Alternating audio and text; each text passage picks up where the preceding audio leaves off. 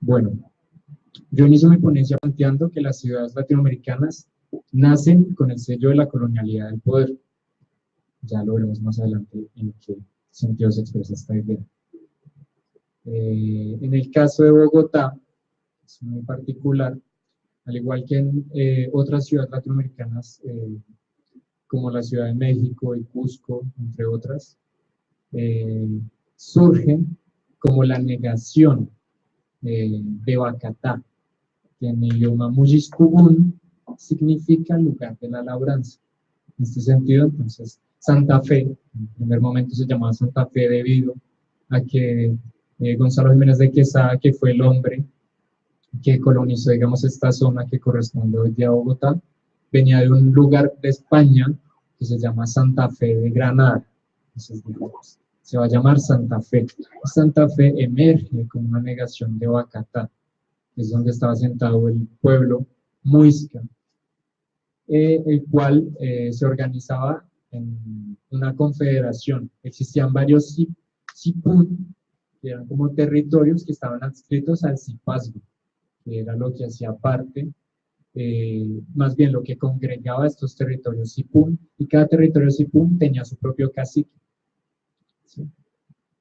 El territorio cipún de Bacatá está adscrito al cipazgo el principal cipazgo de los muiscas, que se asentaba en la zona cundiboyacense de Colombia. Ahorita más adelante lo evidenciaremos con un mapa.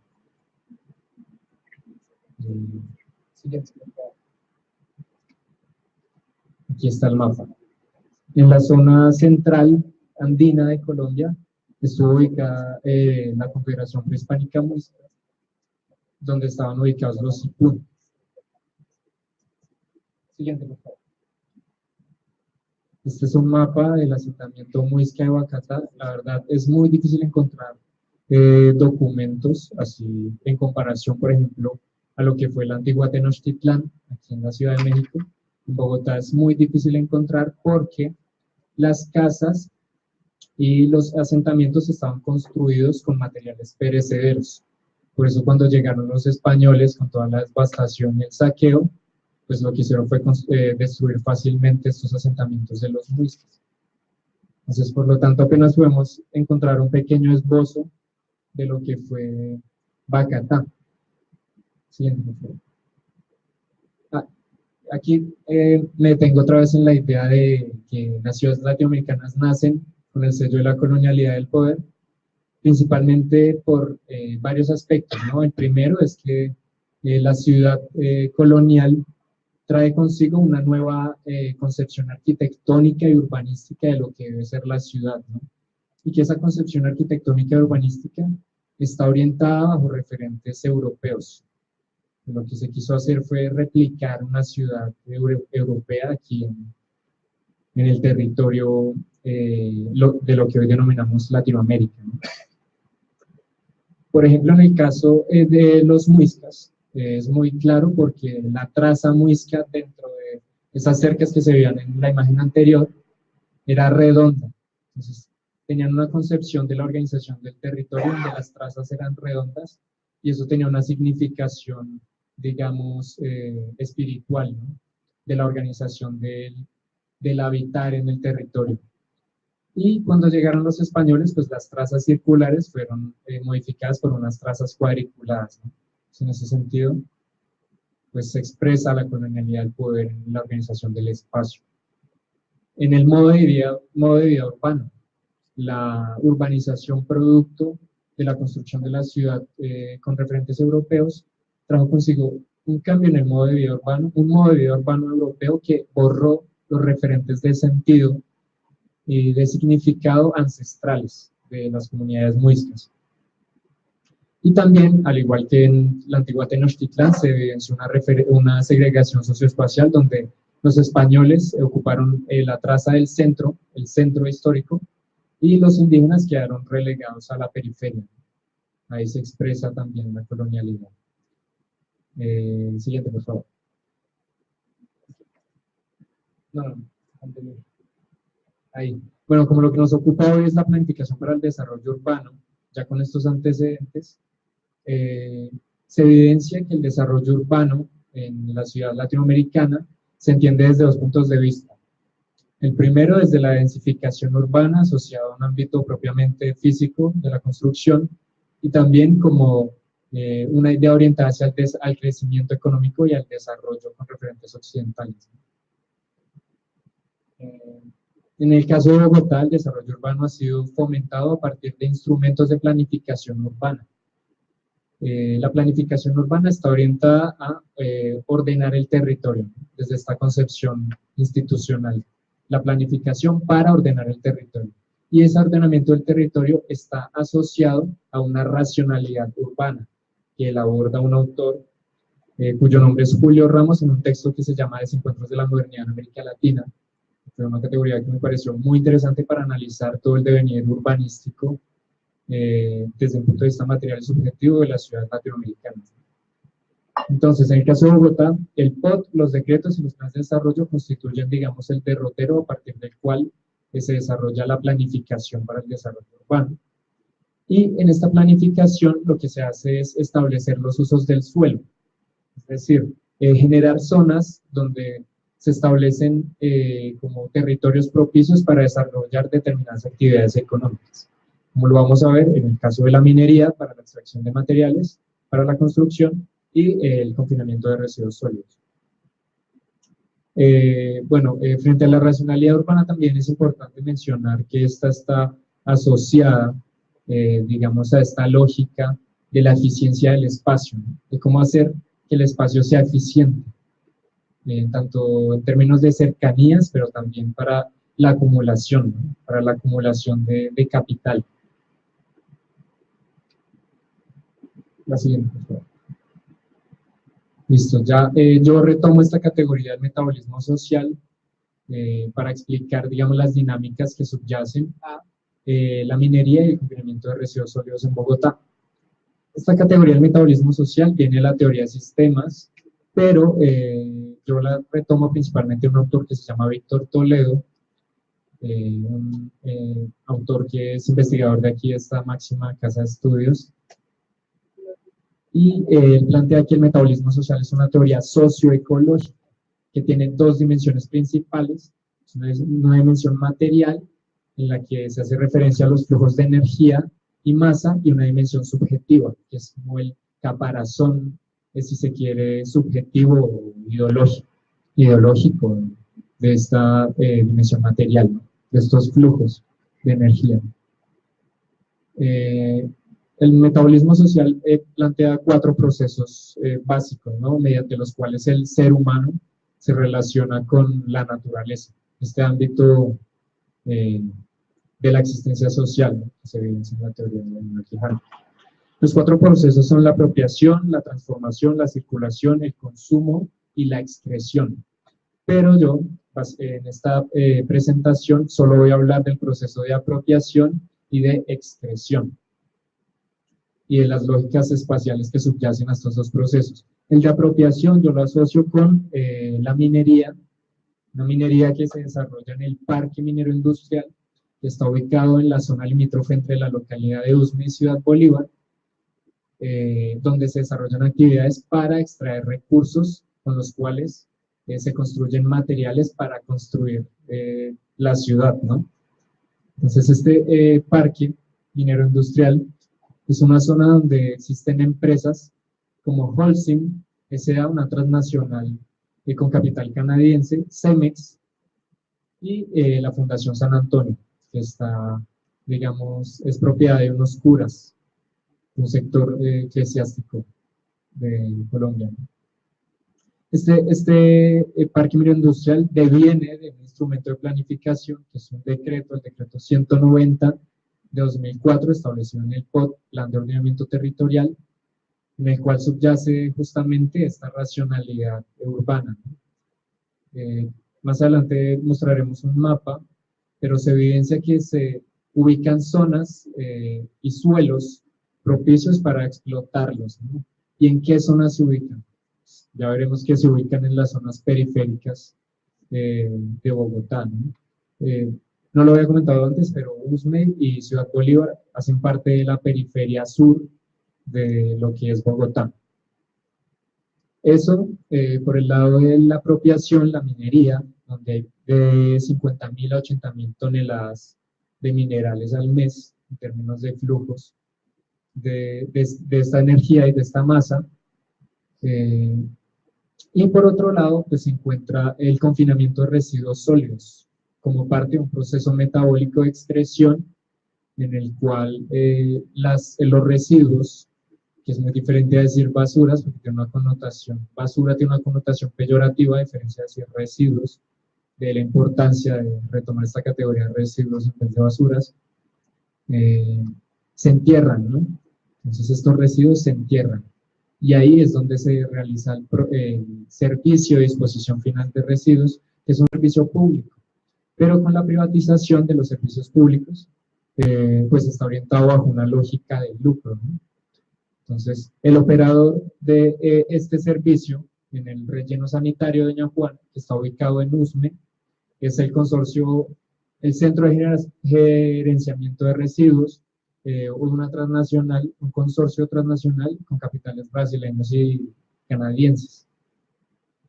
Entonces, esto nace a partir de otro instrumento de planificación, que es el decreto de creación del relleno sanitario emitido en 1989, en el cual también se hace una racionalidad urbana, donde se plantea un lugar idóneo, supuestamente bajo esos criterios, para disponer las basuras, ¿no? Hacer una disposición final de estas basuras, de estos residuos, perdón.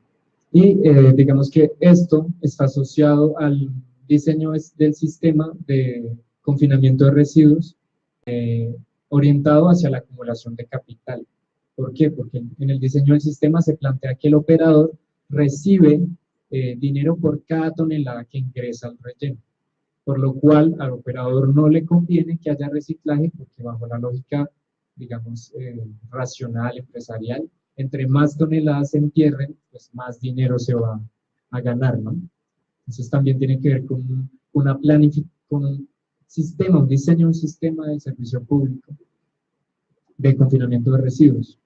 Entonces, a partir de todos estos datos y todo, se evidencia que el metabolismo social, expresado en estos dos procesos de minería, confinamiento de residuos, que se establecen a partir de mecanismos para la planificación urbana, están fundamentados en la idea de la acumulación capitalista y la devastación y la depredación de la naturaleza, que en términos de otro teórico, Héctor Alimonda, podría ser la colonialidad de la naturaleza.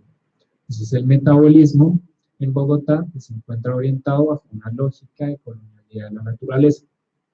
Y esto permite, digamos, evidenciar que hay un modelo de ciudad neoliberal, un modelo de ciudad orientado hacia el desarrollo, donde todas estas actividades se articulan y están acompañadas por las actividades de las constructoras y las inmobiliarias que se alimentan, por ejemplo, de los minerales que se extraen del parque minero industrial. Más del 85% de estos minerales son empleados para construir Bogotá. Son empleados para construir Bogotá bajo unos criterios de mercado, porque quien los construye pues son las constructoras y se comercializan con las inmobiliarias. Y esto, digamos, hace parte de una compleja relación entre todos estos sectores nacionales y transnacionales para la acumulación, ¿no? Y la expoliación del territorio y de la madre naturaleza. Siguiente, por favor. Aquí vemos un mapa. Lo que está bordeado con la línea amarilla es la zona donde se encuentra ubicado el relleno sanitario. Y lo que está bordeado con la línea roja es el parque minero industrial. Del lado izquierdo, hacia arriba, está Ciudad Bolívar, y aquí abajito pues está Usme. Adelante.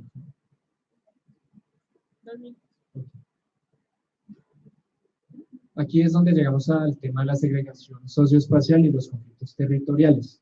Lo anterior, lo que comentábamos, el modelo de ciudad neoliberal, Harvey plantea que En este modelo de ciudad, el territorio y la ciudad se asume como un escenario para la acumulación de capital, ¿no? Y eso genera un aceleramiento del metabolismo social, lo cual al mismo tiempo deviene en conflictos de segregación socioespacial y conflictos territoriales. Aquí es donde se expresa una espacialización de las relaciones de poder, entendiendo al poder como una malla relacional, una malla de relaciones de dominación y conflicto a partir de Aníbal Quijano. La siguiente, por favor. La segregación socioespacial se evidencia en, bueno, la segregación socioespacial es entendida, primero que todo, como la agrupación de sujetos que se, digamos, inscriben en categorías como de una misma raza o de una misma etnia o de una misma clasificación socioeconómica en determinado territorio, ¿no? En este caso vemos la segregación socioespacial, o sea, creada a partir del POT en las cargas ambientales diferenciadas, ¿no? Entonces, ahí es donde nos cuestionamos por qué la gente del sur de Bogotá, por qué la gente que pertenece, digamos, a un sector popular, es a la que se le atribuye esta carga, ¿no? Hay una diferenciación en términos de organización del espacio, lo que expresa al mismo tiempo relaciones de poder, de dominación y de conflicto.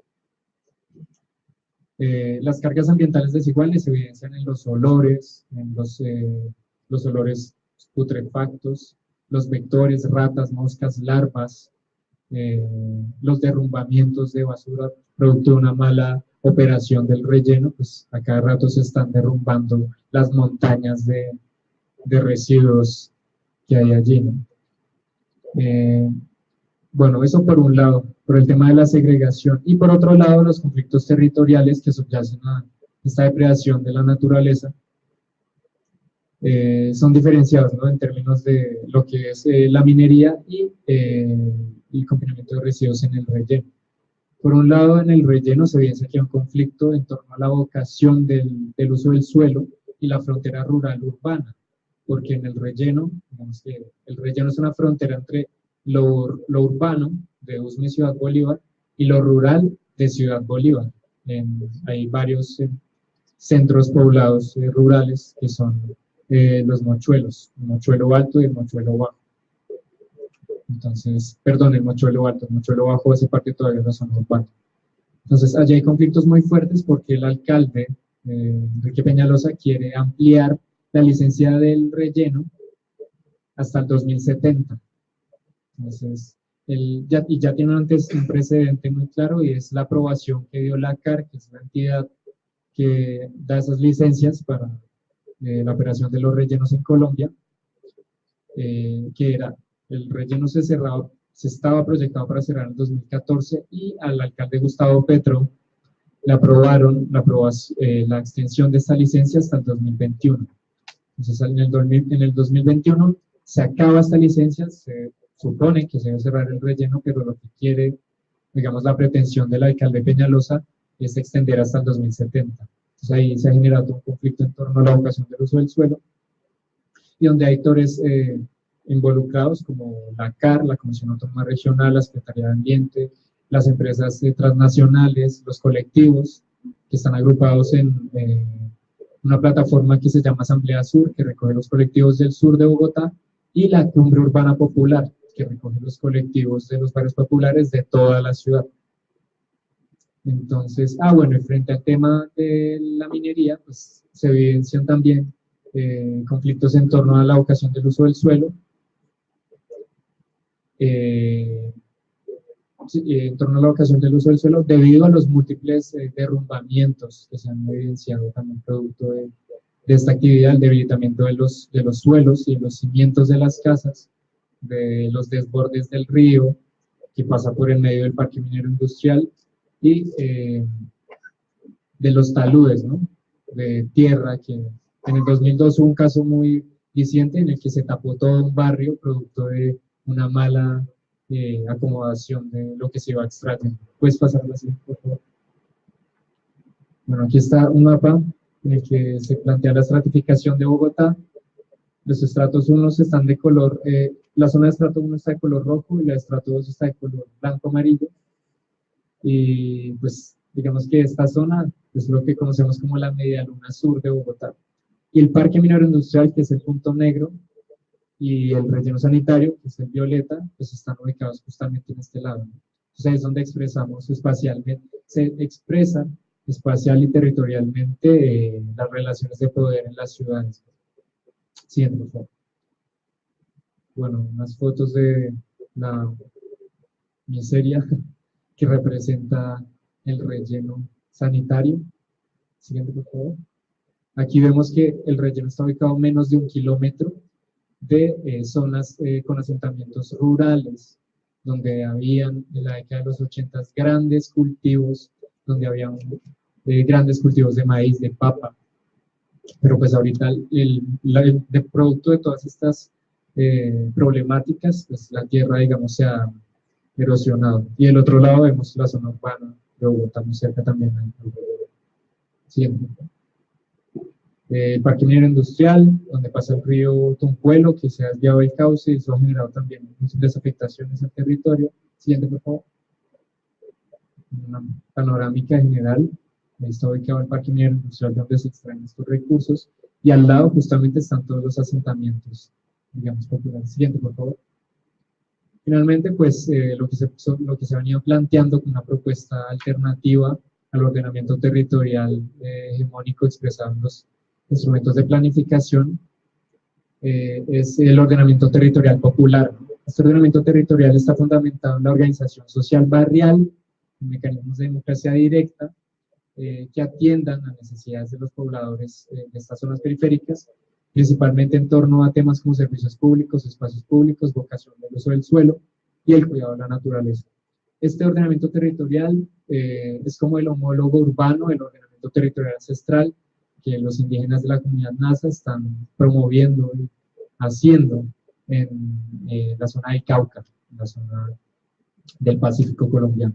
Ellos tienen una frase, ya para terminar, muy bonita y que a mí me gusta mucho, y es que ellos dicen que la madre tierra ya está organizada, tiene su propio orden, ¿no? Que quienes somos los desorganizados somos nosotros, los seres humanos. En ese sentido, el ordenamiento territorial sería más bien un desordenamiento territorial. Y ya, pues aquí finalizó mi intervención. Muchísimas gracias.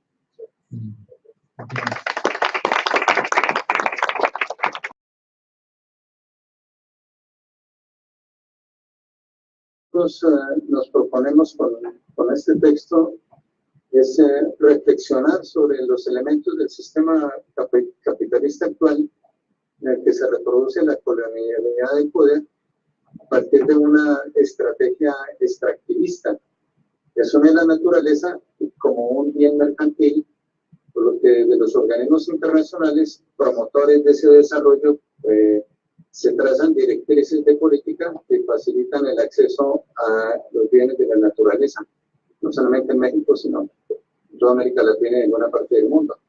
Se analiza así entonces en esta ponencia el papel del Estado como ejecutor de la violencia contra las comunidades indígenas y las comunidades campesinas asentadas en los territorios que son objeto de intervención por parte de empresas privadas nacionales e internacionales mediante la puesta en marcha de los megaproyectos, diversos megaproyectos que atentan contra la autonomía y la cultura de los pueblos. De esta manera tenemos organizada esta ponencia en 4 apartados. Uno es lo que denominamos el contexto. Un segundo apartado es sobre el despojo colonial, conflictos socioambientales. Un tercer apartado lo denominamos las resistencias en el Estado de México, pueblos en resistencia. Y un último apartado tiene que ver con algunas reflexiones que proponemos tanto para el presente como para el futuro. Dentro del contexto,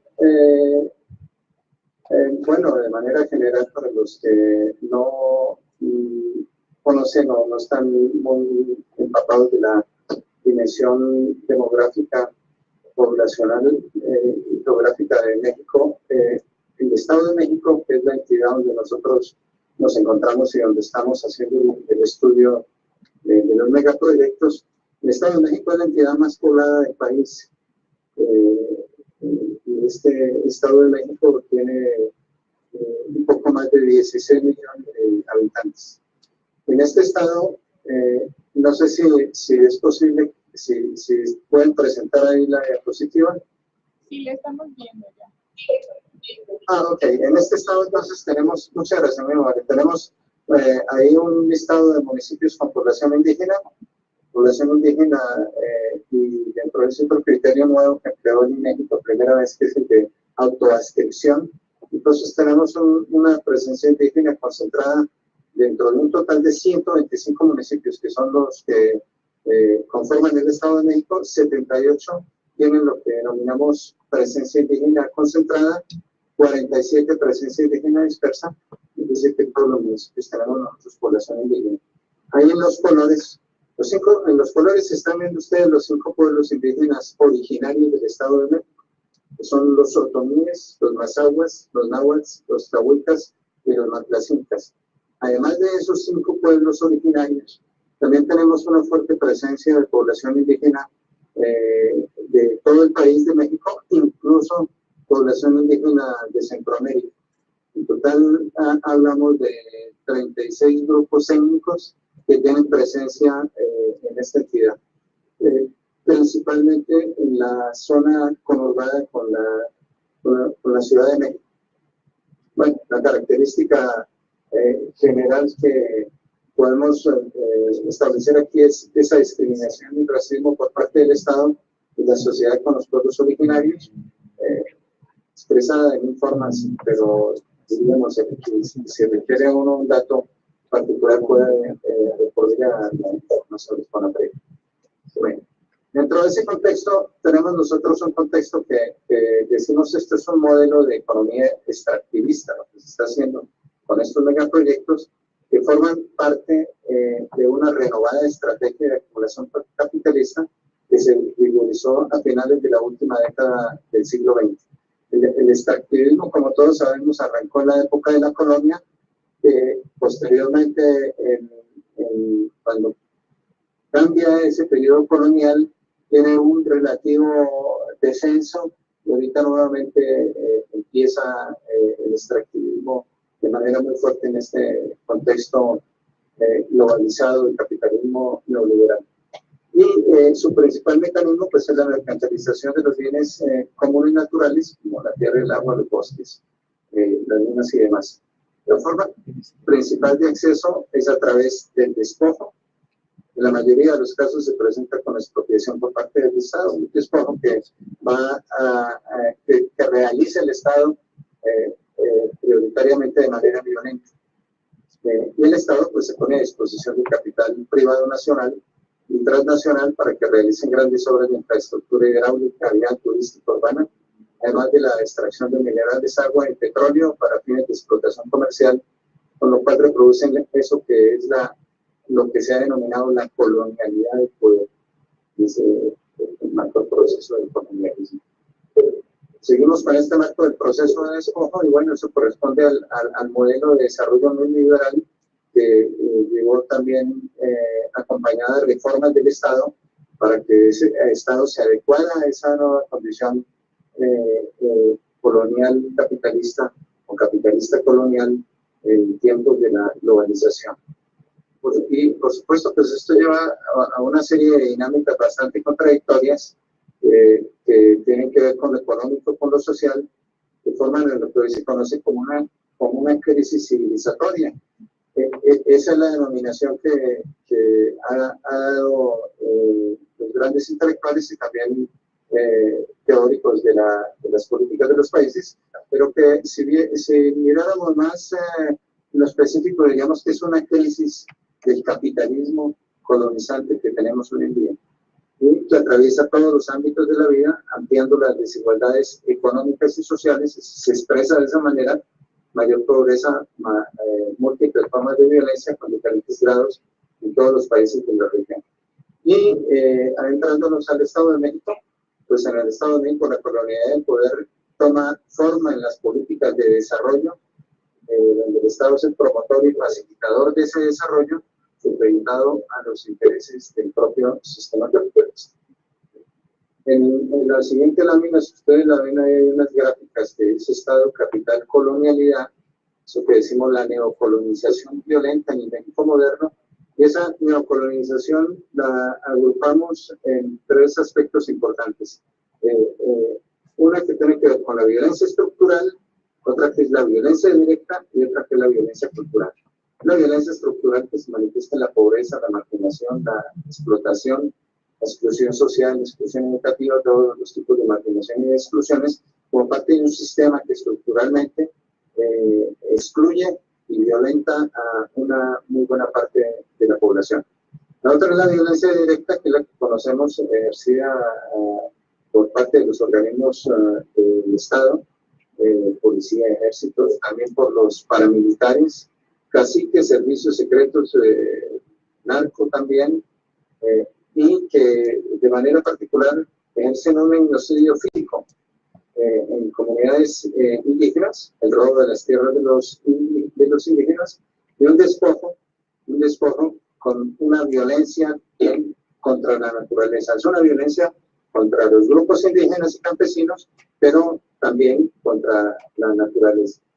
Y eso se acompaña en esta triada de la violencia cultural, una violencia cultural que, como lo vamos a ver un poco más adelante en esta exposición, tiene su reflejo en un racismo, una segregación, una humillación y negación de los otros, que para el caso que estamos analizando, los otros son los indígenas, son los campesinos del Estado de México.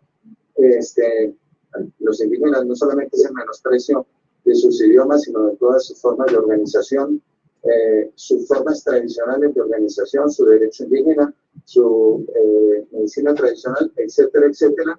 Y todo esto también incluye, se acompaña de una violencia simbólica.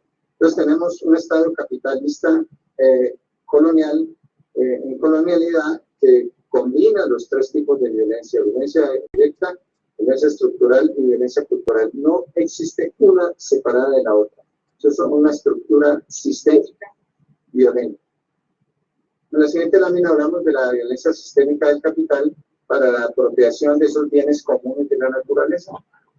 Y esa violencia, decimos, de los militares, de los padres, de los grupos armados, civiles, de las empresas nacionales y transnacionales, las leyes también con otro elemento jurídico importante de represión y de dominación, con sus decretos, aparato judicial y los medios de información que contribuyen de manera muy importante en toda esta parte cultural y parte de violencia directa también que se ejerce contra la población desalojada y expropiada.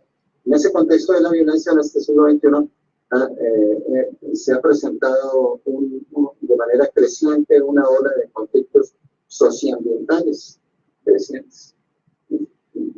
Generalmente en México, algunos analistas hablan más de 550 conflictos socioambientales presentes en todo el territorio nacional. Bueno, pero ¿qué son o qué entender por los conflictos socioambientales? A partir de esa triada que mostramos en la gráfica. Bueno, pues es la confrontación de intereses irreconciliables que surgen por la apropiación, despojo, distribución y utilización de los recursos naturales que generan daños al territorio, al medio ambiente, a la población, al tejido social y a la cultura. Eso es la colonización del poder y de la naturaleza. Entonces, eso que se denomina conflictos ambientales, en otro sentido, es directamente la colonización del poder y de la naturaleza, con todas las manifestaciones, las formas y los medios violentos. Las empresas extractivas entonces obtienen exponenciales ganancias económicas y la población es despojada y sufre impactos nocivos en lo social, en lo familiar, en la salud, en la cultura. Esa es la acumulación por disposiciones. Si nos remitiéramos a la historia de la conformación del capital y del capitalismo, estaríamos un poco entendiendo más, diciendo de que el capitalismo surge por medio de la disposición en el colonialismo, cuando le quitan las tierras a los campesinos. Bueno, metámonos al Estado de México entonces en esto que es el despojo, el segundo punto de nuestra exposición, que es el despojo colonial de los conflictos socioambientales. Bueno, algunos casos, vamos a hablar de algunos casos, 3 casos de tantos que hay, Y bueno, es la imposición de megaproyectos de infraestructura vial y de transporte que conllevan el despojo de bienes comunes naturales como el agua, la tierra y los bosques. La construcción de la autopista, los tres casos, en la construcción de la autopista Toluca-Naucalpan, es un conflicto que se genera con la comunidad de San Francisco Xochicóatla, municipio de Lerma, una comunidad indígena otomí. Lo otro es la construcción del nuevo aeropuerto de la Ciudad de México, lo más conocido, es con los campesinos de San Salvador Atenco, municipio de Texcoco. Y un tercer caso es la privatización del agua en la comunidad de Tlanisco, municipio de Tenango del Valle, indígenas náhuatl. Estos son multiconflictos, donde entra por una parte el Estado, empresarios y compañías transnacionales, con despojo de bienes comunes naturales, el desplazamiento de las comunidades indígenas y campesinos, la apropiación de los territorios, el control y el dominio también de los carteles del narco. Se genera toda una burbuja especulativa del urbano sobre lo rural. Hay una privatización, una creciente privatización del agua, la privatización de los ejidos y, junto con todo ello, una contaminación ambiental como parte del conjunto de la problemática que se recibe en el Estado de México. Y bueno, pues eso resumido, englobado en el concepto sería la naturaleza colonizada. Vemos entonces al caso, tercer punto, las resistencias. ¿Cuáles son las resistencias de estos pueblos en movimiento, pueblos en resistencia? El caso de Xochicóatla, un pueblo otomí en resistencia, y es de cómo el capital entra a construir la autopista Toluca-Naucalpan. En 2007, el famoso grupo IGA, que es uno de los grupos que han estado haciendo una buena parte de las obras de las megaobras de infraestructura en México. Y es la destrucción del bosque otomí mexica, una construcción avanzada, dejando una gran brecha, pasando por tierras comunales, afectando grandes hectáreas de bosques y viviendas de los municipios de Toluca, Lerma, Huixquilucan, Naucalpan, del Estado de México. Comunidades otomíes afectadas son San Francisco Xochicóatla, San Lorenzo Huixquilapan, Santa María Tarasquillo y Azotusco. El ecocidio, pues el ecocidio es del gran bosque, que también le denominan el bosque del agua, los indígenas le llaman así también el bosque del agua, o el bosque de la gran agua, o el bosque de la producción del agua, que es una de las principales fuentes de oxígeno y de agua en la zona metropolitana, para la zona metropolitana del Valle de México, también para Toluca.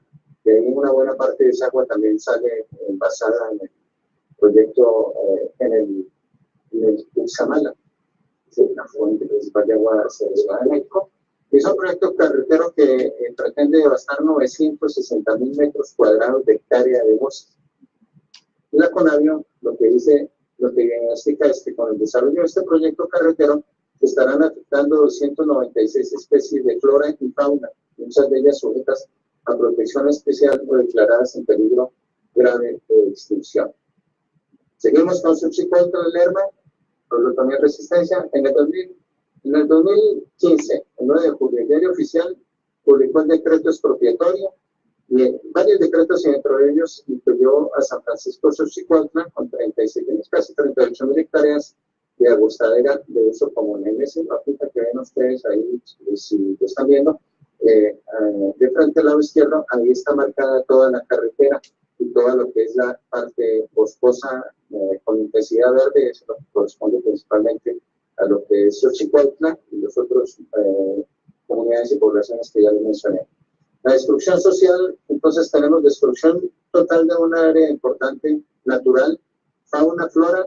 Tenemos también una destrucción social y cultural que tiene que ver con los sitios sagrados, Nayú, el Cabezón, el Nayú, el Cerro de la Campana y el Centro Ceremonial Nacional. De centros ceremoniales los indígenas. En esta región, también la destrucción de la ruta sagrada en Nayú, en Donga, donde se realizan ceremonias y fiestas religiosas ñaños, como la ceremonia del Fuego Nuevo. Y hay una destrucción del sendero que conduce al centro ceremonial nacional. Pero la destrucción social tiene que ver con la separación, el fraccionamiento y la división de las comunidades que se presentan, y también la divulgación cultural que con ello acontece. Xochicóatla, ¿qué hace en esto de la construcción de la autopista Naucalpan, la asamblea regida por usos y costumbres. Vamos a empezar a hablar de las resistencias. Dice y decide no a la construcción de la autopista Toluca-Naucalpan. 2011, entonces realizan una cumbre, lo llamaron así, la cumbre de los pueblos originarios de la zona protegida Otomí Mexica. Hay una resistencia comunitaria en el 2015 a realizar un campamento para impedir que continúe la construcción de la carretera. Campamentos que no solamente estuvieron presentes los indígenas otomíes de Xochicóatl, sino también campesinos indígenas, incluso estudiantes y profesores de varias partes del Estado de México, fuera del Estado de México, que realizan la primera marcha en defensa de la madre tierra y el bosque sagrado, así la denominaron, en la Ciudad de México. Allí participan, los acompañan en esta lucha los compañeros de Ustula, San Salvador Atenco, Luciana Pan y muchos otros más. El 30 de agosto, la comunidad de Xochicóatl declara un contradecreto. De acuerdo a su autonomía, reivindica derechos a su territorio, se reapropia de él rechazando de manera firme el decreto expropiatorio. Contradecreto dice, consiste, bueno, por la violación de los derechos humanos de la comunidad, el gran impacto ambiental, la denuncia ante la inexistencia de una consulta previa, libre e informada, violando con ello el artículo constitucional como el 1 y 2, igual que el 169 de la OIT. Ellos conforman entonces, los indígenas otomíes, el Frente de Pueblos Indígenas en Defensa de la Madre Tierra. El objetivo continúa siendo, proteger el territorio natural del bosque otomí y reivindicar los derechos de la naturaleza y de los pueblos originarios en México, integrado por comunidades indígenas, científicos, académicos, campesinos, organizaciones y demás. Ahí, Xochicóatl. Te voy a interrumpir un momento para decirte que hay que concluir en 3 minutos. Concluir. Ok. No, ¿concluir en qué tiempo? En 3 minutos. Ok. Bueno, solamente Salvador Atenco, que es algo muy conocido, y veamos entonces la resistencia de San Pedro Tlañisco, un municipio indígena náhuatl. Empieza la problemática con la privatización del agua por parte de empresas floricultoras que están en otro de los municipios, en el municipio de Villa Guerrero, también en el Estado de México. Empieza a darse ahí una lucha de las comunidades indígenas contra la privatización, y lo que hace el Estado pues es que encarcela a los dirigentes, a varios de los dirigentes, y totalmente, generalmente 7, los culpa de asesinatos y demás, y les pone condenas de 50 años. ¿Qué hace la comunidad? Bueno, la comunidad se organiza, empieza a hacer toda una lucha. Estas son tomas de la misma comunidad de San Pedro Tlañisco, y hablan y entienden ellos y dicen, bueno, ese proceso es un proceso de racismo, que es una práctica de opresión, como ustedes lo pueden leer ahí. También dicen ellos que existen muchos tipos de racismo. Aparte de la primera, me parece importante la forma como contribuyen ellos a este pensamiento crítico y un análisis más amplio del racismo y más profundo. Dice que hay muchos tipos de racismo, también un racismo contra los pueblos indígenas que tienen la característica de que se ha ejercido históricamente y se manifiesta a través del despojo de sus territorios y de sus recursos naturales. Y por último podemos ver esta lámina de la defensa de los presos políticos, también como enmarcado dentro de ese contexto del racismo, de la lógica de cómo ellos reaccionan en resistencia. Por último hay una lámina ahí, colocamos algunas reflexiones que tienen que ver con la colonialidad del poder, la naturaleza, la decolonialidad, los pueblos en movimiento, y solo leo lo último. Decimos que este modelo moderno, capitalista, colonial de desarrollo dominante es insostenible en lo global y en las regiones, para las poblaciones y para la naturaleza. Gracias. Muchas gracias.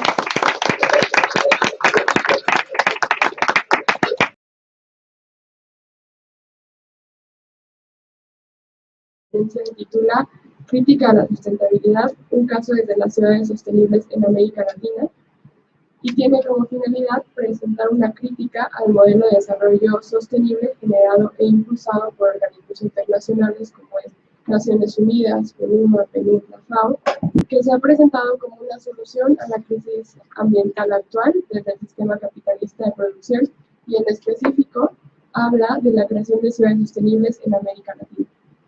Quisiera ir de lleno a la pregunta que desencadenó esta reflexión, que es ¿por qué no se ha consolidado las ciudades sostenibles en América Latina? Sí existen políticas adoptadas por cada país que van en tránsito hacia la sustentabilidad.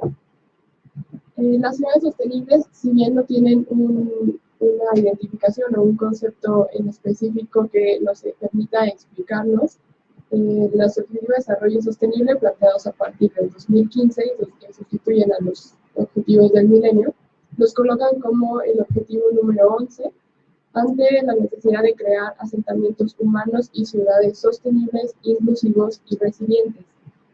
Para explicarnos por qué se da este argumento desde las Naciones Unidas, tenemos que, según cifras de la ONU, la mitad de la población total vive en entornos urbanos, siendo esta aproximación unos 3.500 millones de personas que han buscado la mejora de vida en las ciudades y que la cifra va a aumentar un 95% para 2030.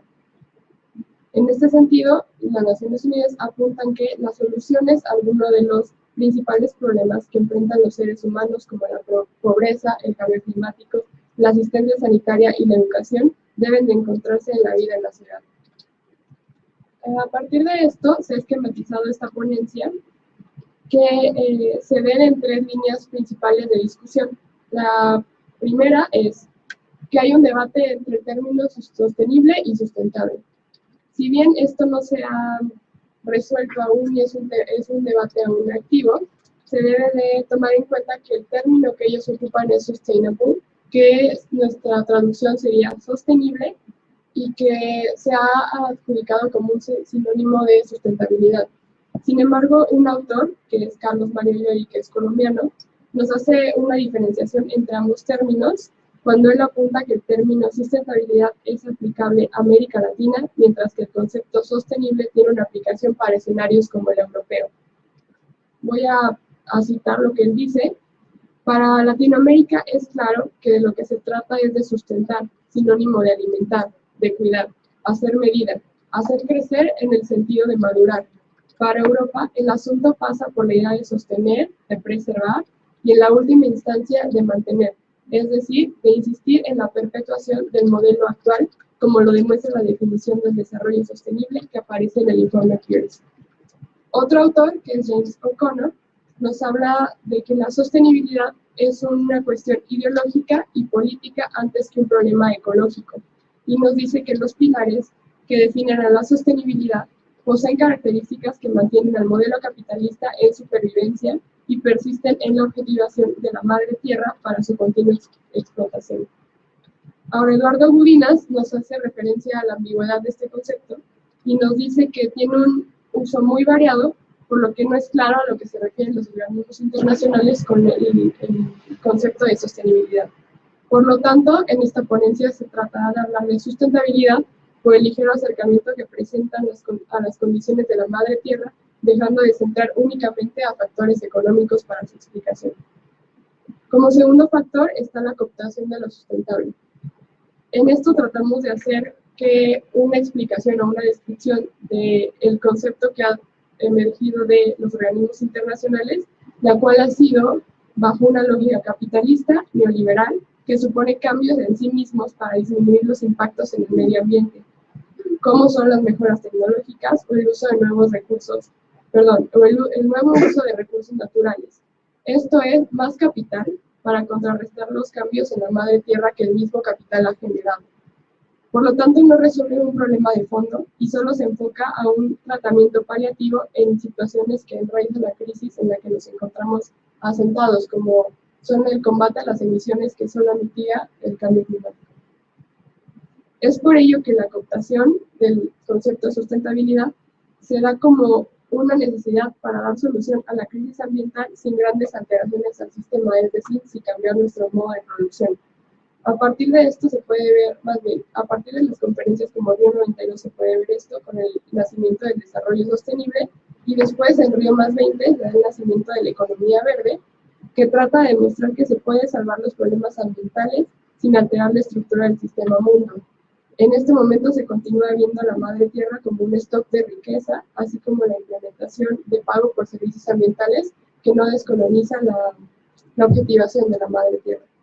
Como tercer punto está la exportación de la propuesta a la región latinoamericana y debemos de recordar que según la CEPAL, nuestra región es la más urbanizada de esta lista o de este otro mundo que se nos ha catalogado como el mundo en vía de desarrollo. América Latina tiene el 80% de su población viviendo en estos entornos urbanos, que de por sí las ciudades representan una dominación en sí mismas, y se trata de hacer este cambio a la sostenibilidad como un paliativo para resolver un problema que contiene relaciones de dominación y conflicto en su misma creación. Y bueno, en la exportación de la propuesta a América Latina, los estados americanos han añadido protocolos y conferencias para realizar el tránsito hacia el desarrollo sostenible, como lo plantean organismos internacionales, y encajar un modelo que de nueva cuenta no responde a características de nuestras sociedades. No responde a contextos latinoamericanos porque los objetivos de Naciones Unidas se dirigen a construir asentamientos que solucionen problemas asociados con la gestión y recolección de desechos, la creación de transporte seguro, accesible y sostenible, aumentar la urbanización inclusiva y obviamente sostenible, construir resiliencia, que esto es hablar de disminuir el impacto de desastres naturales, proporcionar acceso universal a zonas verdes, públicas y seguras, y crear vínculos entre zonas urbanas y periurbanas. En este momento, yo genero una crítica al sostener que no se puede hablar de una renovada recolección de desechos si tenemos numerosos asentamientos urbanos o no urbanos que ni siquiera cuentan con las condiciones dignas de una sanidad. ¿Cómo se pretende lograr un transporte seguro, accesible y sostenible si la creación de vínculos entre zonas urbanas aún no responde y aún no se soluciona en círculos de marginalidad? Es por ello que estos también responden a problemas y otros fenómenos que se han dado como la discriminación en sí misma y se acentuarían con la creación de ciudades sostenibles.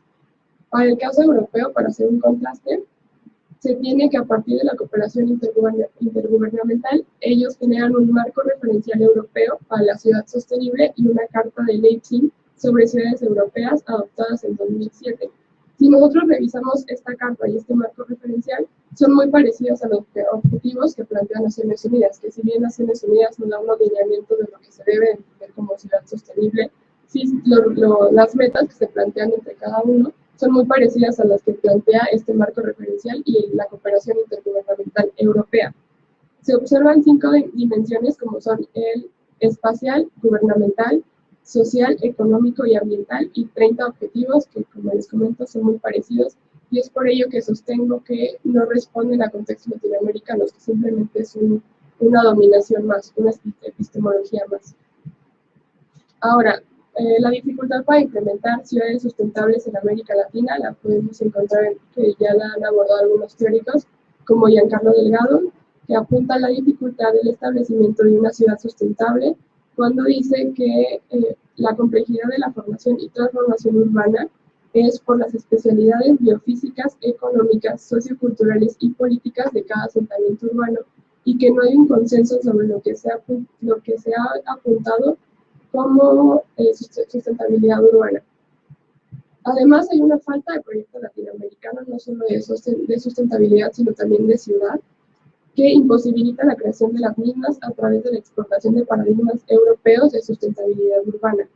Es por ello que desde el hemisferio sur se apuesta a la sustentabilidad en los asentamientos urbanos, como se ha dictado desde el paradigma internacional y que genera diversos fenómenos que no solucionan la situación actual de las ciudades latinoamericanas, como son el reforzamiento de la desigualdad, la especulación inmobiliaria y la gentrificación, por decir nada más algunos.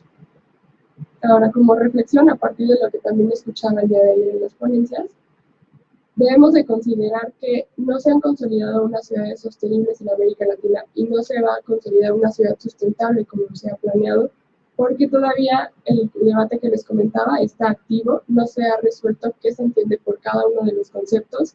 La urbanización que poseemos no responde a objetivos propios, responde a objetivos europeos. nos hemos mimetizado con una cultura del centro de poder, porque solamente se ha creído que eso es lo moderno, lo avanzado y lo que se está bien y hacia donde se tiene que transitar. Esto ha generado otros fenómenos, como les menciono, entre ellos la desigualdad y los círculos de miseria, y la sustentabilidad también responde a contextos europeos que solamente ahondarían estos problemas. La sustentabilidad desde América Latina debe de dar cuenta a la colonialidad del poder y a la descolonialidad del mismo, y tiene que rescatar cosmovisiones que no pretendan dominar el territorio. Esta visión del amor que se le tiene al territorio, a la Pachamama, y que desde la rama urbana se le ha denominado topofilia, pero que no obedece más que a lo que ya retoman nuestros pueblos originarios, como es nuestro lugar de enunciación y el amor que se le tiene al mismo.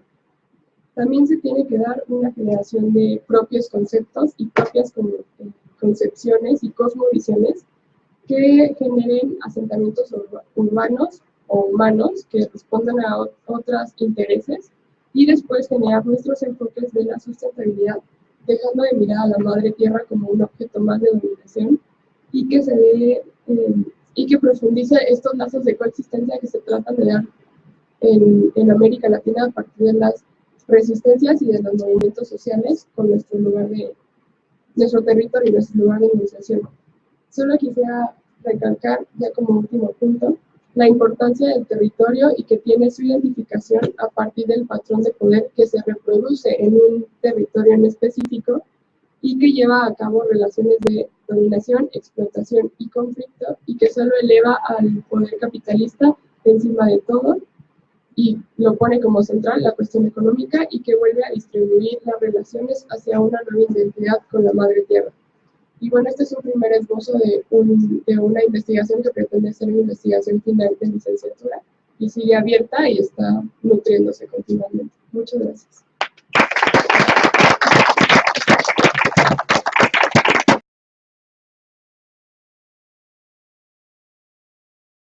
La clase social alta buscaba una especie de pescado digno para su clase.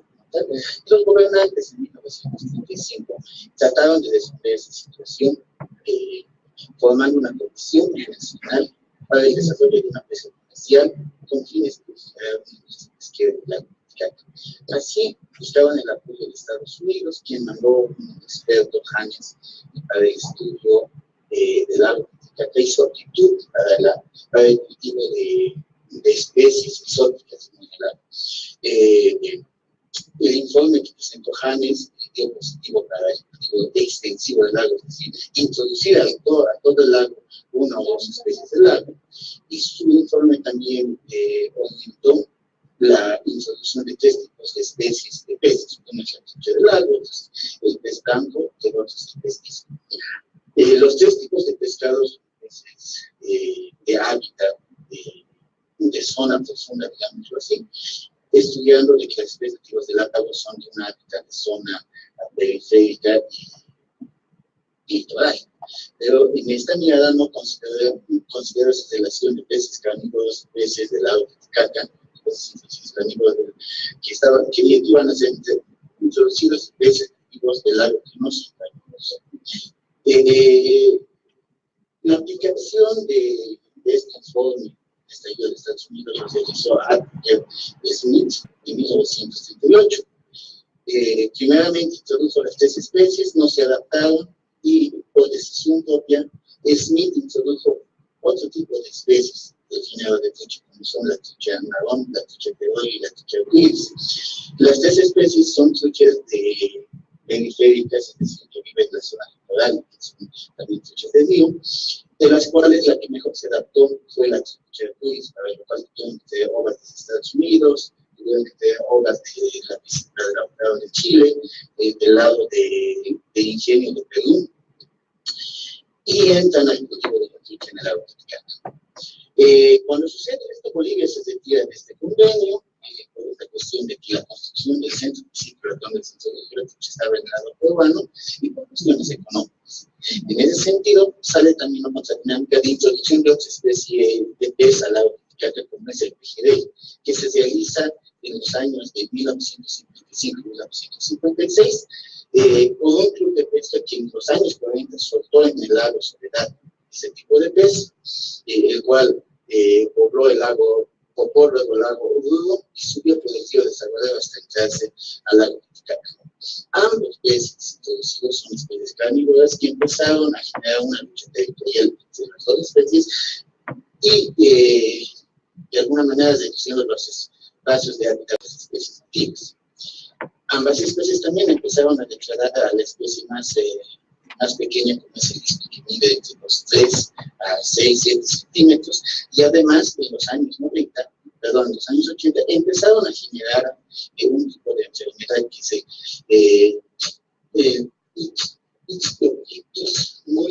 que generó 18 millones de bestias, una mortandad de 18 millones de bestias. Esta dinámica de lucha territorial ha sido muy latente, reflejada sobre todo hacia los años 60 y 70 y 80 de la humanidad. Sin embargo, desde una mirada social, los pobladores lacustres, que en su momento, desde los años 50, no se dedicaban a la actividad pesquera, con el ingreso de la trucha, empiezan a dedicar a esta actividad. Por un lado, ante la demanda de la clase social alta de Bolivia y Perú, que demandaba ese tipo de pez para su consumo, y por otro lado, ante la sequía que han atravesado estas poblaciones a mediados de los años 40 y ya comienzos de los años 50. En ese sentido, estas poblaciones ingresan a una dinámica de una pesca económica, en el sentido de llevar este recurso a las ciudades, con ellos tener ingresos en dinero, cuyos ingresos les servirían para comprar alimentos y ciudades.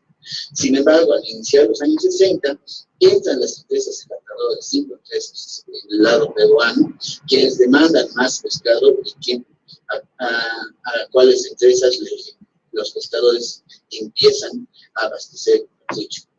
Así se genera una sobreexplotación de la trucha como tal, una lucha territorial entre la trucha y el PGD, y el centro de abastecimiento que siempre de trucha del lago de Chucuito prácticamente deja a un lado esta cuestión de sembrar más truchas al agua, lo que genera que esta especie se vaya reduciendo.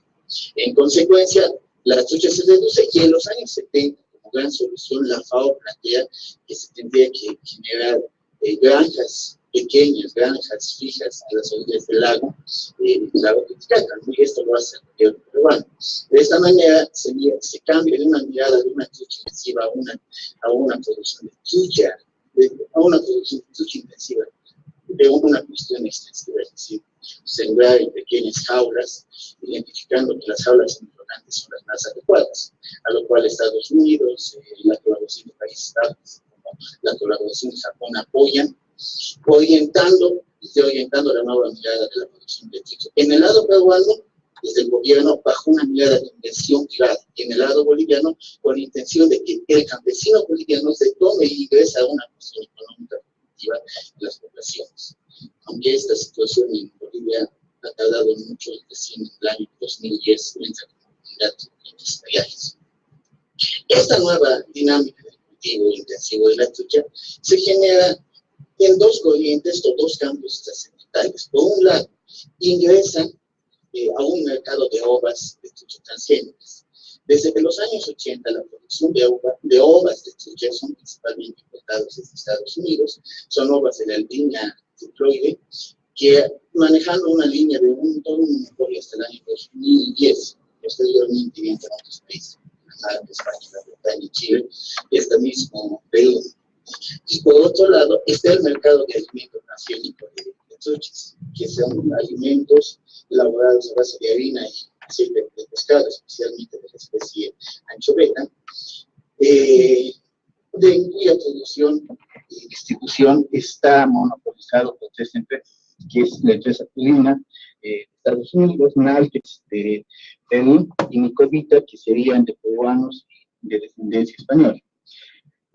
Las poblaciones que hacen compran este tipo de alimentos, compran este tipo de ovas, con la garantía de tener una buena calidad en la producción de trucha y un tiempo de distribución. Sin embargo, desde los años 70 hasta la actualidad, se maneja el ISPI para la alimentación de estas especies con el objetivo de disminuir los costos de producción. El costo de producción de la trucha, en cautiverio, el tema de la alimentación aborda una cuestión de 60 a 70% de la inversión. En ese sentido, la producción de la trucha y el cultivo de la trucha en el lago Titicaca sin solución, lo que ha generado y genera es un monocultivo en el lago Titicaca, es decir, una colonización del siglo XXI, considerando al lago como una plataforma vital, un bien de servicio apto para el desarrollo de la pesca comercial y su producción, con la finalidad de abastecer la trucha al mercado internacional, sin valorar las especies nativas, consultar las poblaciones circulacustres, evaluar los daños ambientales, ni considerar las transformaciones.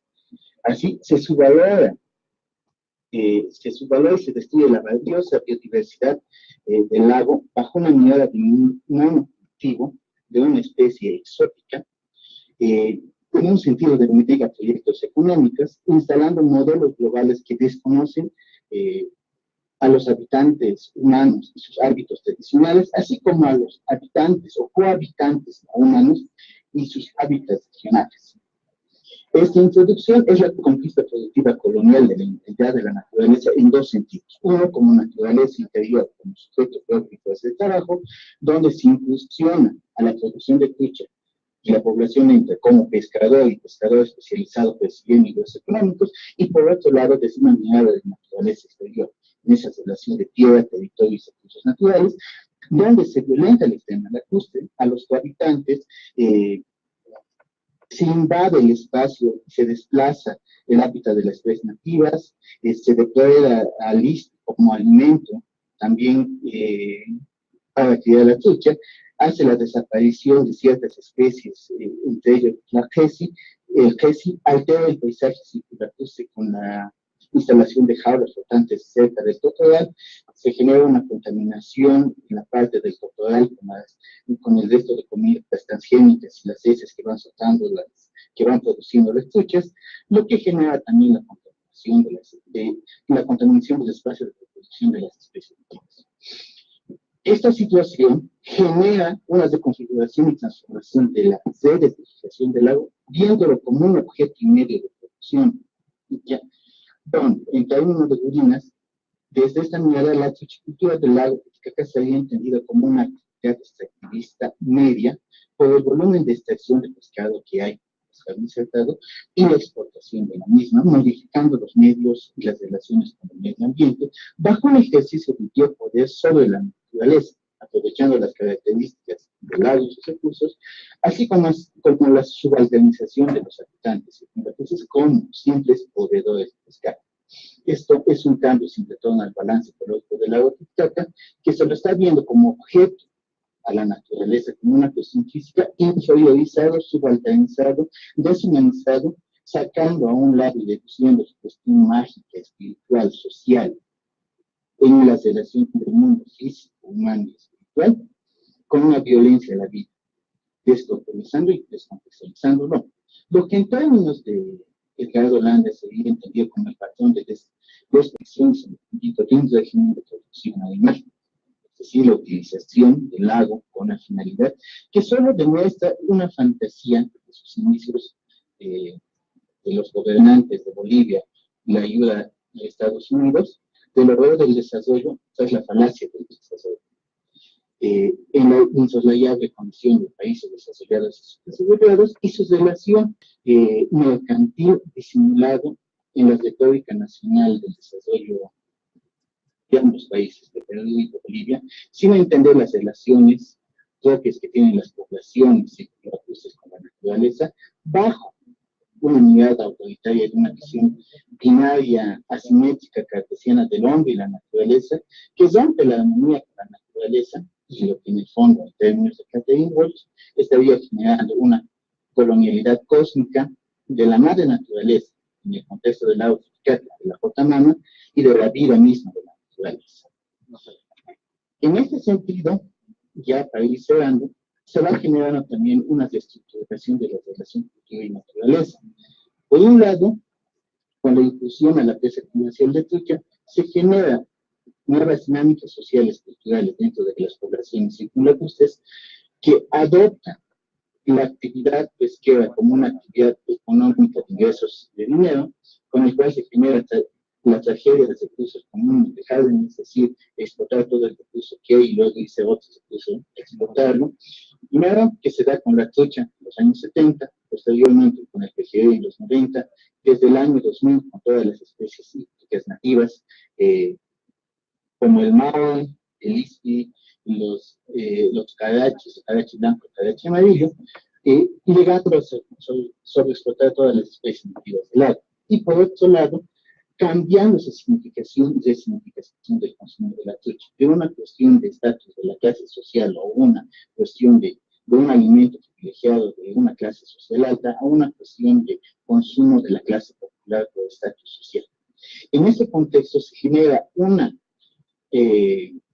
contradicción, una problemática muy fuerte en temas de descolonización y colonización de la naturaleza, considerando las políticas que se están realizando, que están ejecutando ambos países, Bolivia y Perú, en relación a la productividad del lago como espacio, como plataforma, sin considerar las cuestiones de contaminación que esta productividad está generando, refiero a la producción de trucha, el silenciamiento y la visión utilitaria del lago, el silenciamiento de los habitantes, la mirada de competencia de cuál de los países produce más, principalmente encabezando el lado peruano con la producción de la trucha con altura o la trucha dorada, que entró fuertemente desde el 2006, y en Bolivia desde el 2012, ¿no? Con una mirada de si vamos a producir una trucha criolla nacional, pero ambos países y sus políticas olvidándose de las especies nativas, de depredación y sobre todo de la contaminación y la vida del lago. Bueno, eso sería. Muchas gracias.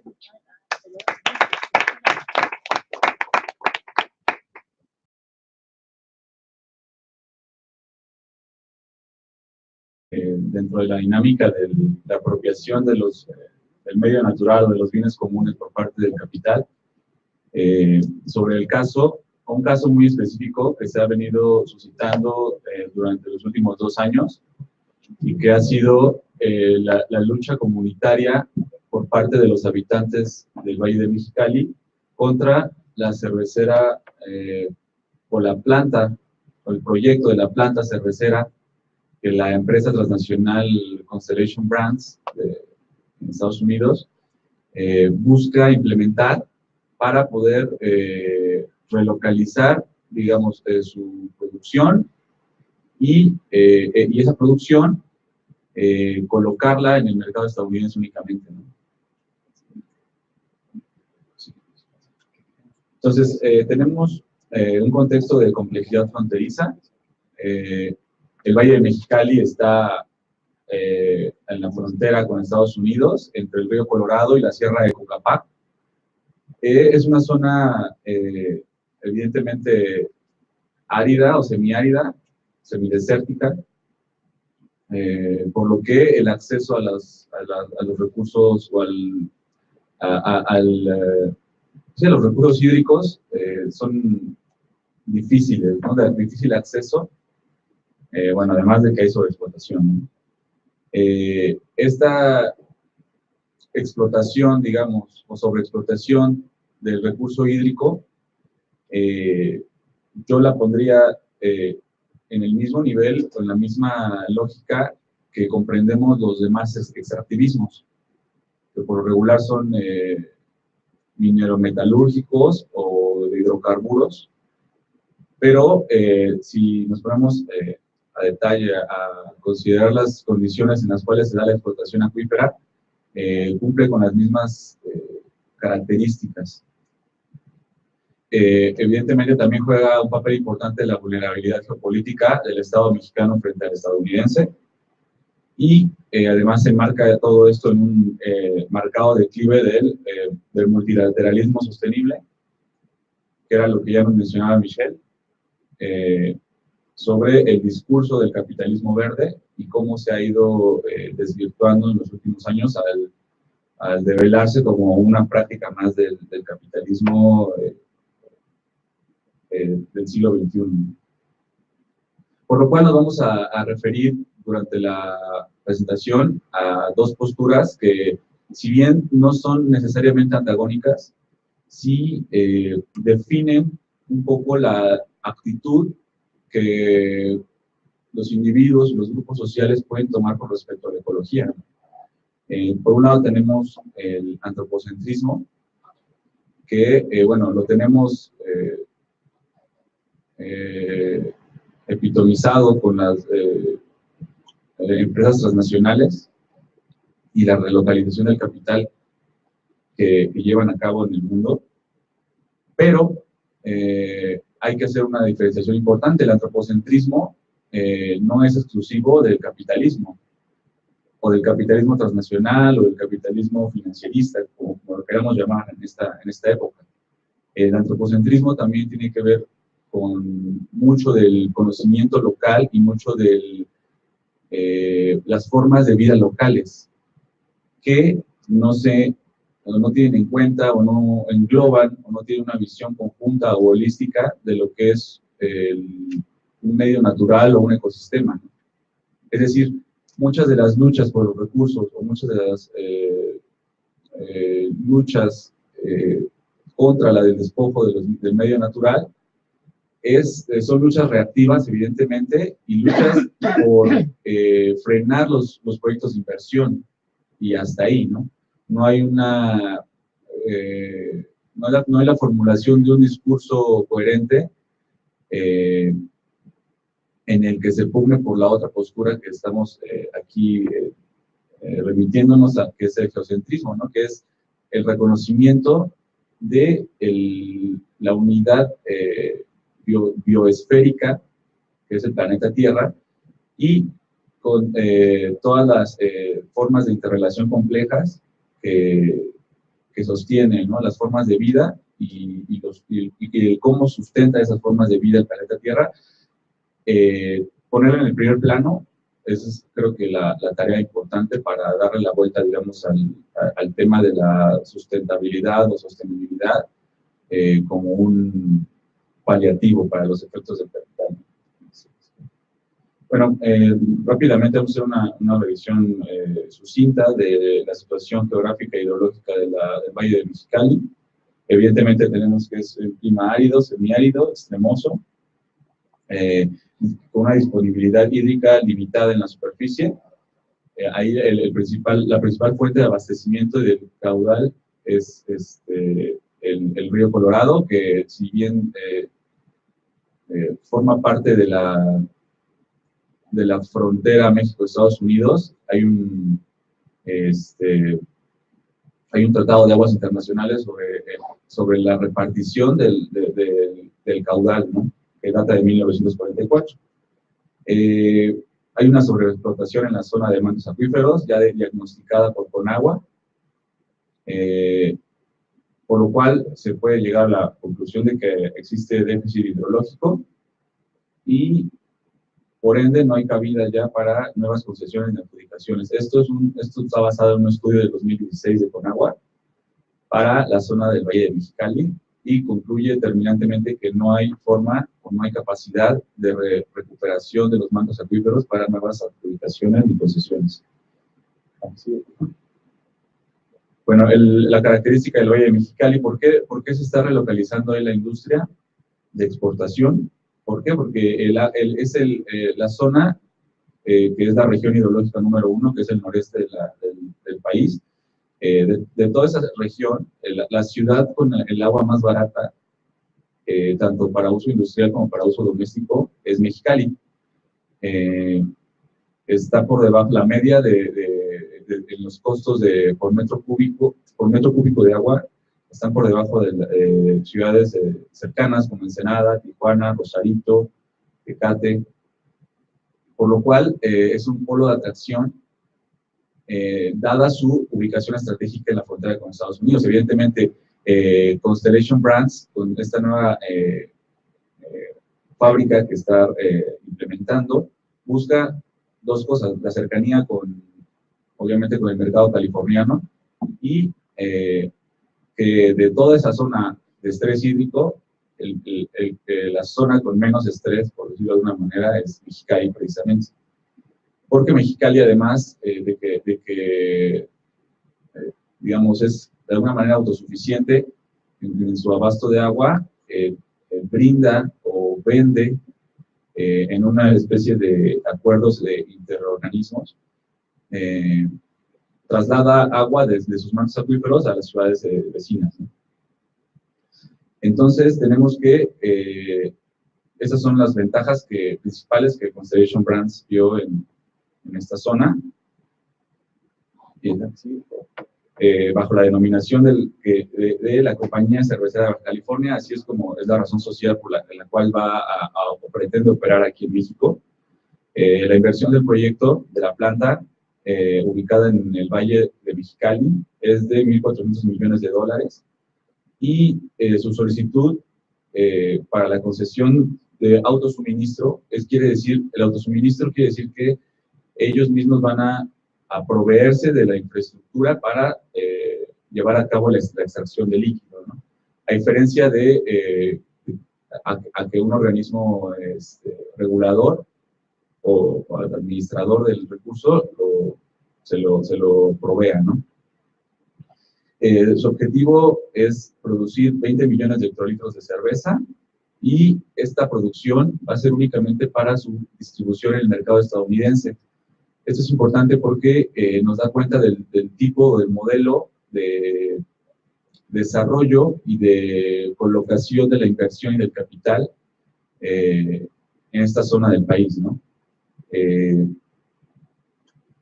Como ya saben, bueno, para esta planta ubicada en Mexicali, solo se van a producir marcas sí, productos de las marcas del Grupo Modelo. Esto es porque Constellation Brands aprovechó un movimiento que hubo en la compra del Grupo Modelo por parte de AB InBev, que es una cervecera belga, en el 2013. Compró las acciones del Grupo Modelo, se hizo propietaria casi al 100%, pero el gobierno de Estados Unidos prohibió esa transacción por considerarla monopólica, y dentro del acuerdo, para que se pudiera dar esta transacción, tuvieron que venderle su parte del mercado de las marcas del Grupo Modelo a Constellation Brands. Es decir, Constellation Brands va a fabricar cervezas de Grupo Modelo sin ser dueño de ninguna de las marcas, y únicamente para venta en el mercado estadounidense. Hubo una inmediata o casi inmediata reacción social. Hubo protestas masivas en Mexicali, en la capital, y en otras ciudades aledañas, y de lo cual se derivó la conformación del movimiento Mexicali Resiste, con una agenda, si bien basada en la defensa del agua, en un principio solo estaba, digamos, su discurso era en contra de la cervecera, y poco a poco fueron sumando grupos ambientalistas, grupos de filiación política, que no solo buscaban mejorar el tema ecológico, sino abarcaban temas como el desafuero, el pago del impuesto predial, entre otras demandas, ¿no? Entonces, quiere decir que el movimiento no estaba basado solamente en la defensa del recurso, sino era un movimiento de una gama un poco más amplia de lo que hacen parecer, ¿no? Evidentemente teniendo como tema central el agua. Denuncian desde un primer momento la colusión entre el Estado y la inversión privada. Ponen en tela de juicio la viabilidad y conveniencia del proyecto Gateway, que fue como se anunció primeramente la cervecera, el proyecto de la planta cervecera, y que pretende ser una zona de desarrollo industrial, principalmente para productos de exportación al mercado de Estados Unidos. Y tras meses de presión y de algunos eventos de violencia, tenemos que a mediados de 2017 se expide el desistimiento para la construcción de un acueducto.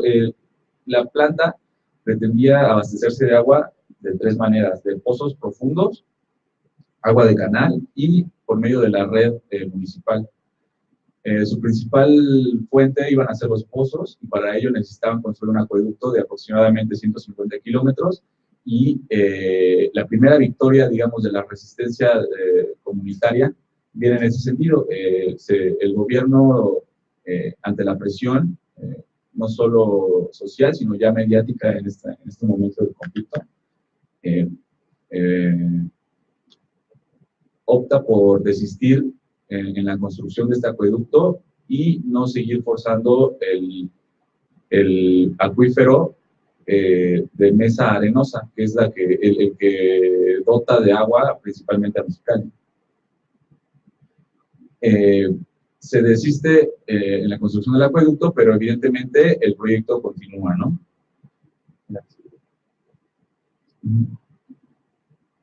Bueno, en cuanto a las acciones o las estrategias del movimiento social que estamos abordando, en sus declaraciones y sus pronunciamientos se puede ver claramente cómo buscan desmitificar los beneficios del capital y su blindaje ideológico, es decir, hicieron más o menos la proyección de cuál iba a ser el impacto económico en la zona con respecto al consumo de agua.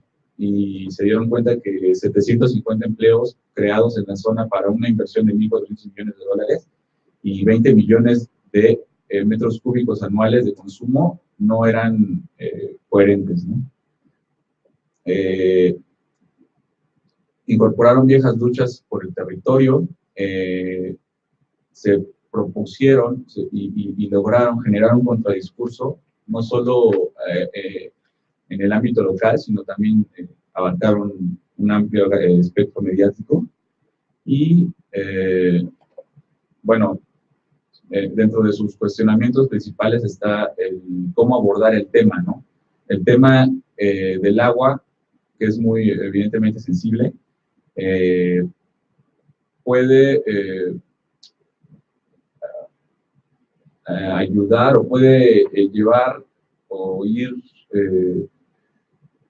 esgrimiendo algunas posturas que pueden caer en el maniqueísmo, es decir, la violencia en última instancia por el recurso natural o el mal llamado recurso natural último, la última instancia de la vida, es un factor creo, muy sensible que puede desembocar en muchas circunstancias episodios violentos, ¿no?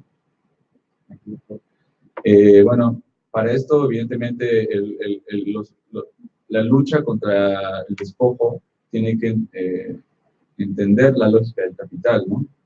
Y es cómo se reterritorializa el capital para absorber los excedentes del mismo y para ocupar a la mano de obra barata en la periferia. Se autoproduce los espacios, es decir, se genera el territorio y los servicios ambientales necesarios para poder generar excedentes económicos. Evidentemente, muchas de estas formas operan al margen de la ley, dependiendo de la laxitud del Estado al que llegue a sentarse de los proyectos de inversión. Existe, evidentemente, como ya los compañeros lo han mencionado, una guerra sucia del capital, es decir, la presión, la cooptación, el secuestro,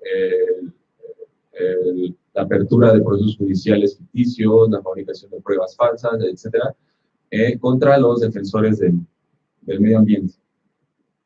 Existe también una tendencia a que los sectores de la iniciativa privada se concatenen para poder paliar un poco los efectos negativos de la opinión pública ante sus proyectos de inversión. En este caso, se está promoviendo desde el Banco de Desarrollo de América del Norte un par de proyectos que en primera instancia tendrían un impacto de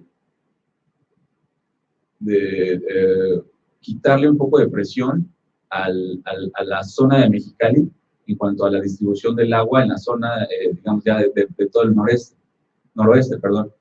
Se está construyendo una planta desalinizadora en Rosarito y se está haciendo también trabajos de infraestructura en Tijuana, por lo cual se argumenta que habría un sobrante de agua en Mexicali, que ya no va a ser trasladada a estas zonas porque digamos, los proyectos de inversión que se están realizando allá ya van a cubrir la demanda, ¿no? Entonces acá se trata de desviar la atención, es decir, va a sobrar agua y esa agua se la vamos a poder concesionar a Constellation Brands.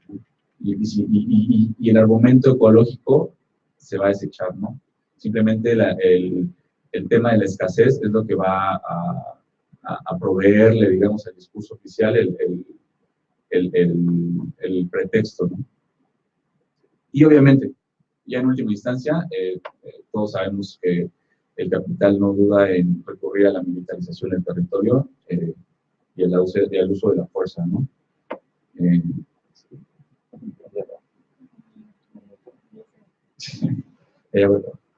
Bueno, las luchas por el territorio y por los recursos naturales, los bienes comunes, deben de, obviamente, tener una fase de denuncia y la otra de praxis. La praxis le llamo yo a las acciones directas, es decir, todo comienza con subvertir desde la parte simbólica, de la parte discursiva, el orden que nos niega un nombre, ¿no? La colectividad que se genera como un sujeto de la historia a partir del reclamo, del grito y de alzar la voz y de defender lo más valioso y lo más trascendental, ¿no? El elemento más trascendental que es el agua.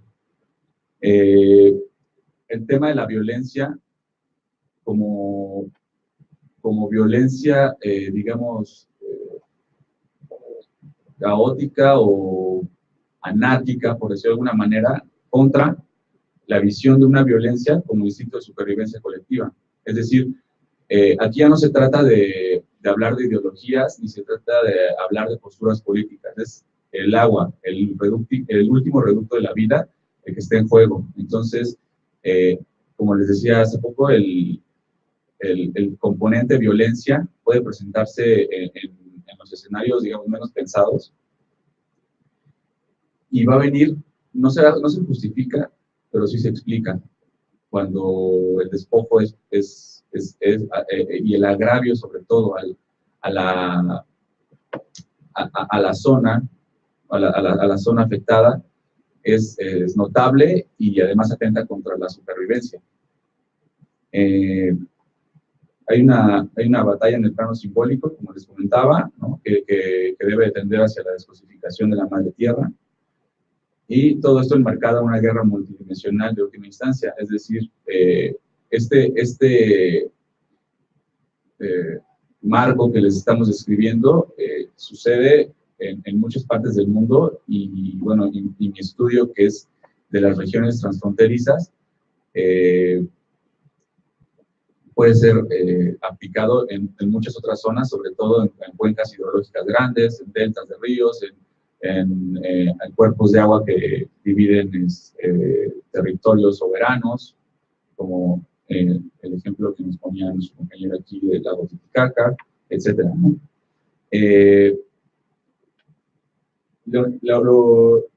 Como les comentaba, ¿no? Es la defensa del origen de la vida, de la sustentabilidad de la vida, no de la economía, es la vida y los procesos ambientales que dependen de ella, ¿no?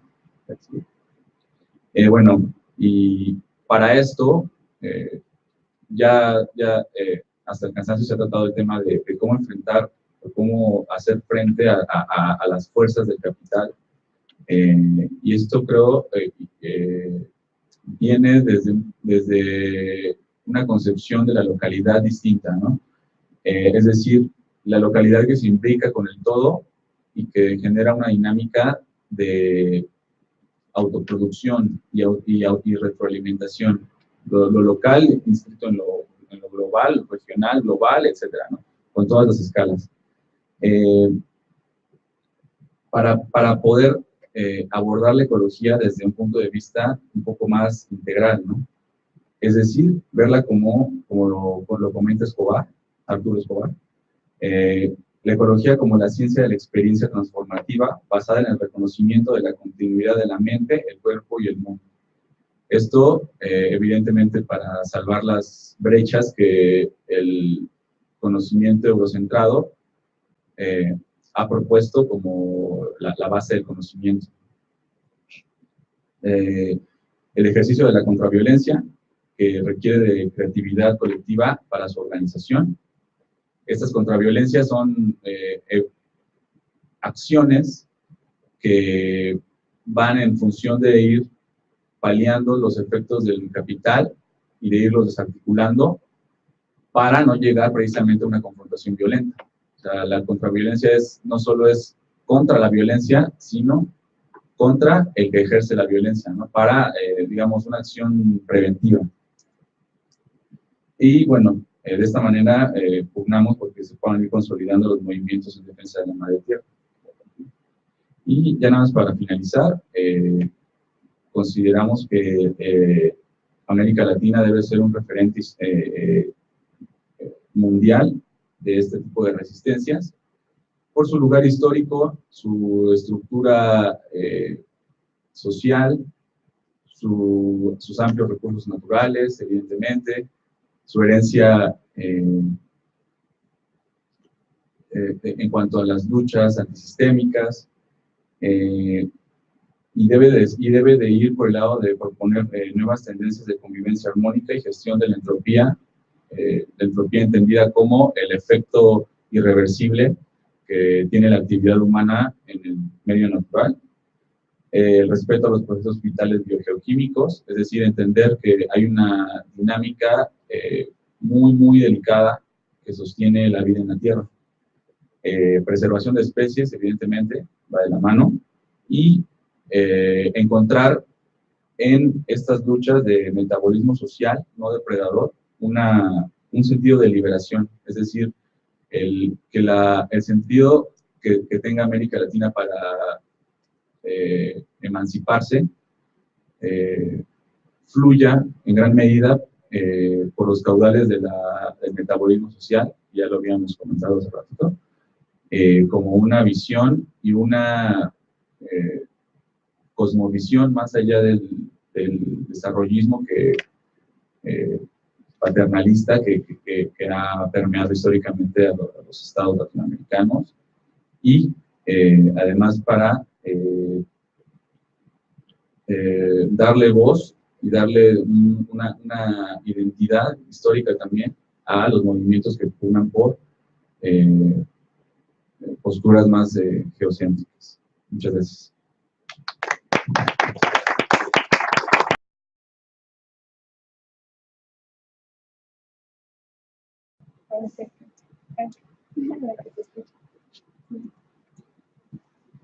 Clemente, hermano, acá desde México, Víctor.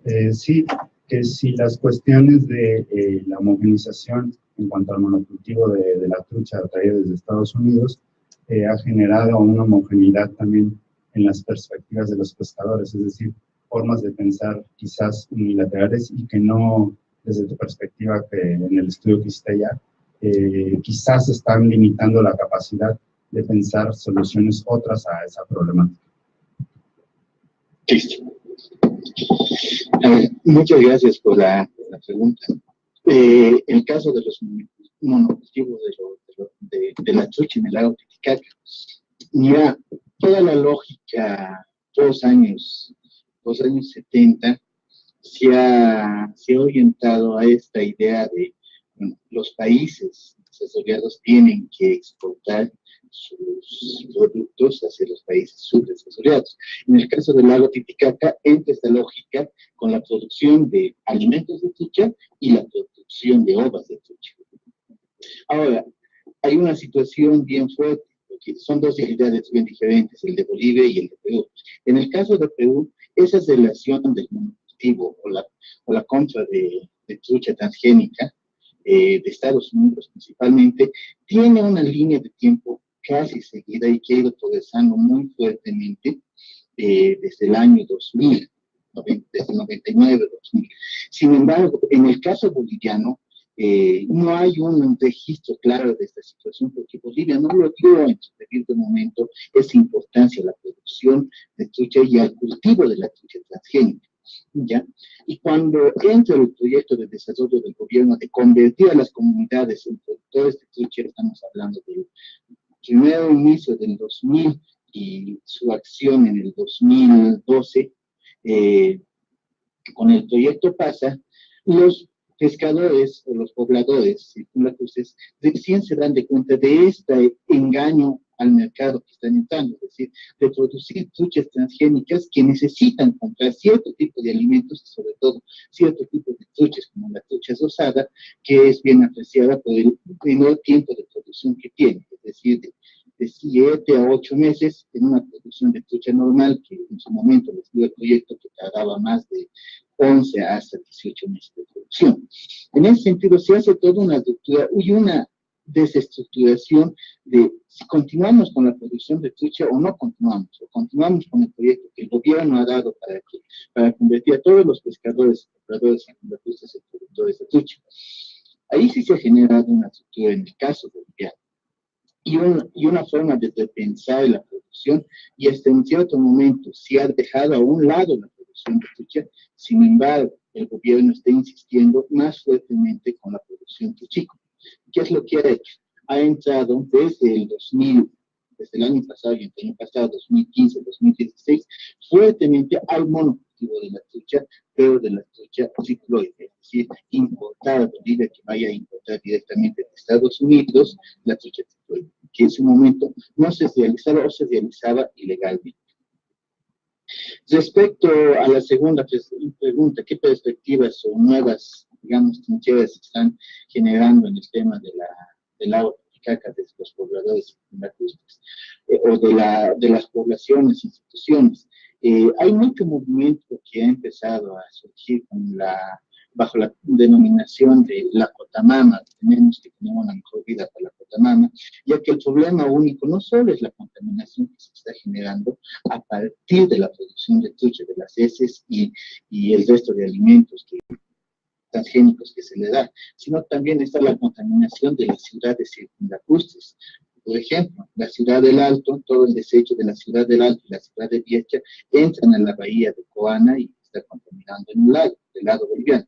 Del lado peruano tenemos principalmente la ciudad de Puno, y ninguno de los dos países está tomando conciencia del daño que se está realizando al lago Titicaca. Lo estamos viendo al lago de alguna manera como la cloaca, ¿no? De Perú.